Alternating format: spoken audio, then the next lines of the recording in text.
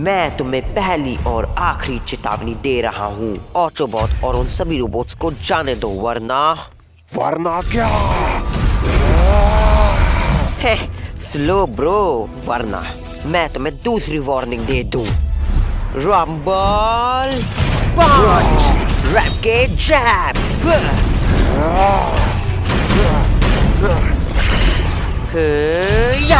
बोबो boy fandom की सबसे बड़ी डिबेट जो आज तक खत्म नहीं हुई, बोबो बॉय सुप्रा विस बोबो बॉय गेंटा। थंडरस्टॉर्म की पावर से बने ये दो सबसे खतरनाक फ्यूजन 90% फैंडम आंख बंद करके मानती है कि सुप्रा अपने एक लाइट ब्लास्ट से गेंटार को राख बना देगा। क्यों? क्योंकि सुप्रा दिखने में कूल है और सबसे पावरफुल है। पर दोस्तों, बैटल से फ्लैशी लुक से नहीं जीती जाती। तो आज की वीडियो में हम किसी हवाई फैन थ्योरी पे बात नहीं करेंगे। आज हम करेंगे ऑफिशियल बोबो बॉय विकी बोबो बॉय गैलेक्सी सीजन 2 के कोर फैक्ट्स, एनिमेशन का थ्रू प्रोग्रेशन और सबसे important pure physics and element logic. जब इनकी असली स्टेट और साइंस सामने आएगी ना, तो आधी फैंडम की बोलती बंद हो जाएगी। तो बिना स्किप के पूरा वीडियो देखना, क्योंकि आज सुप्रा का ईगो टूटने वाला है। सबसे पहले उस मिथ को तोड़ते हैं जिसमें सुप्रा को एक गॉड माना जाता है। सुप्रा के पास कितने ऑफिशियल अटैक्स हैं? सिर्फ 3। सुप्रा की तलवार, सुप्रा लाइटनिंग स्पीड और आखिरी में सबसे बड़ा हमला सुप्रा ब्लास्ट। देखने में ये अनप्रिडिक्टेबल लगते हैं, पर इसके पीछे का लॉजिक समझो।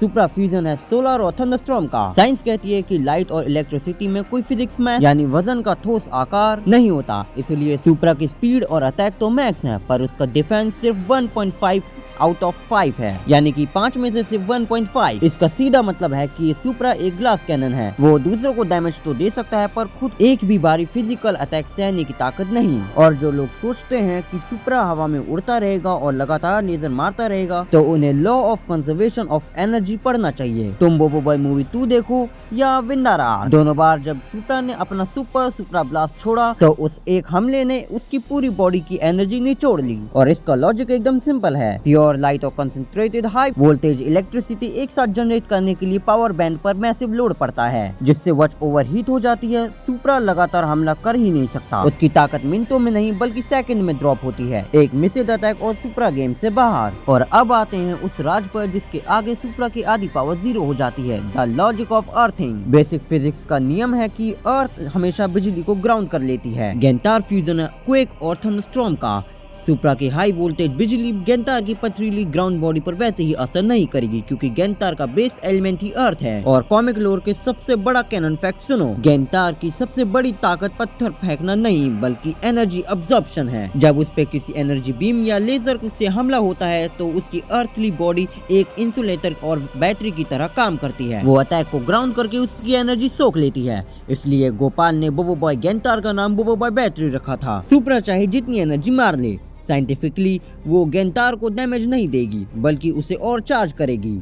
और अब आते हैं एनिमेशन और कॉम्बैट लॉजिक के उस एवोल्यूशन पर, जो गेंटार ने एक अनकिलेबल टैंक बनाता है। सुप्रा के पास ईगो और सिर्फ 3 फिक्स्ड मूव हैं। हालांकि अभी तक सुप्रा के सिर्फ 3 ही अटैक हमें देखने को मिले हैं। हालांकि आगे चल के हमें सुप्रा के नए अटैक्स भी देखने को मिल सकते हैं, लेकिन जब तक अभी मैं ये वीडियो बना रहा हूँ, तब तक अभी तक सुप्रा के सिर्फ 3 ही अटैक हैं। पर गेंटार का कॉम्बैट स्टाइल 3 खतरनाक स्टेज में चलता है। स्टेज 1 रेंज और एरिया कंट्रोल के लिए वो यूज करता है गेंटार हैमर, जिससे जमीन पर पटकते ही अर्थक्वेक के शॉक वेव्स निकलते हैं। स्टेज 2 अगर सुप्रा अपनी स्पीड से क्लोज रेंज में आ जाए, तो गेंटार तुरंत अपना हैमर को बदलकर गेंटार गार्लेट में बना लेता है।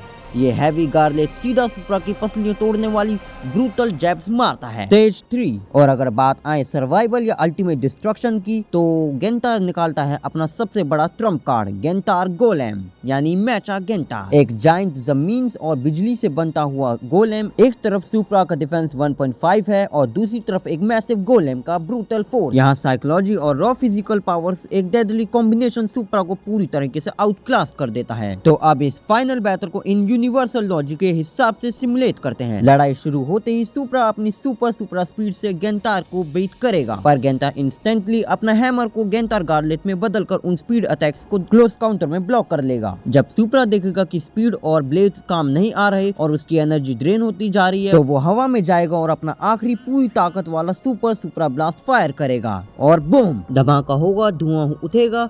पर धुएं के बीच से क्या निकलता है? फिजिक्स और एनर्जी एब्जॉर्प्शन के कारण गेंटार ने पूरा ब्लास्ट सोख लिया है और अब वो 100% ओवरचार्जेड है। उस एक्स्ट्रा एनर्जी का यूज करके गेंटार जमीन फाड़ता है और समन करता है द मैसिव गेंटार गोलेम को। सुप्रा की बैटरी रेड ब्लिंक कर रही है, उसकी पूरी एनर्जी खत्म हो चुकी है और वो जायंट गोलेम अपने भारी पथरीली मुट्ठी से आखिरी गोलेम पंच डिलीवर करता है। सुप्रा का 1.5 का ग्लास कैनन डिफेंस वहीं चूर चूर हो जाता है, खेल वहीं खत्म। तो फैक्ट्स, फिजिक्स, एनिमेशन के 3 स्टेप एवोल्यूशन और इन यूनिवर्स लॉर के नतीजा एकदम साफ है। अर्थिंग लॉजिक, एनर्जी सोखने की नेचुरल एबिलिटी और गोलेम की अल्टीमेट फिजिक्स ताकत के दम पर इस मैच का अल्टीमेट किंग है बोबो बॉय गेंटार। तो यहाँ पे कुछ सुप्रा फैंस जरा नाराज हो गए होंगे। वेल हाँ, तो देखो गाइस, ये वीडियो तो अब मैं यहाँ पे खत्म कर रहा हूँ एंड साथ ही साथ में अब मेरे पास 2 टॉपिक हैं। एक है बोबो बॉय सोपान विस बोबो बॉय गेंटार, या और दूसरा टॉपिक है बोबो बॉय गेंटार कितनी तरीके की एनर्जी सोख सकता है। इन दोनों में से जो आपको टॉपिक अच्छा लगे